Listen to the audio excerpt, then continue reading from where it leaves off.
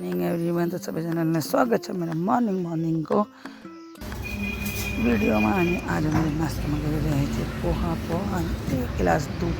अनि यति पोहा और 1 गिलास दुध बनाउँदा पुरा मलाई 5 या 6-7 मिनट लाग्छ।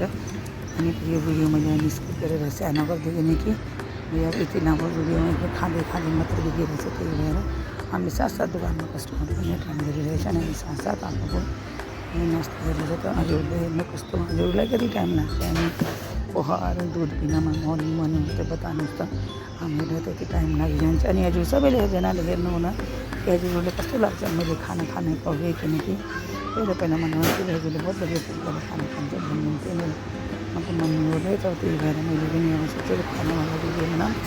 तर उसो त खाना खाँदा साथसाथै खाना खाँदैको पुरा साउन्ड पनि आउनुपर्छ। पर मेरो फेरि पछाडि ब्याक साउन्ड बहुत होइन, अरू पनि काम गरिरहन्छन्। त्यही भएर त्यस्तो भिडियो हालेको मैले म्याक्सिमम् खाना खाँदाको। पर आज मैले हालेको छु ब्रेकफास्टको भिडियो, किनकि साथसाथ बाहिर कस्टमर भी हेरेछ। मैले बाहिर हेरि पनि रहेछु, किनकि कस्टमरको अर्डर भी एटेन्ड गर्न पर्छ नि। उन कस्टमरहरूलाई पोहा दिएको थियो हामीले नास्तामा, उसले भी खाँदै थियो, उनले सामान दिएको थियो, मैले भी आफ्नो नास्ता गरिरहेको थिएँ। त हुन्छ ल सबैजनाले भिडियोलाई हेरिदिनुहोस् होला, लाइक गरिदिनुहोस्, कमेन्ट गरिदिनुहोस्। अनि साथसाथ राम्रो साथीहरूलाई पनि सेयर गरिदिनुहोस्।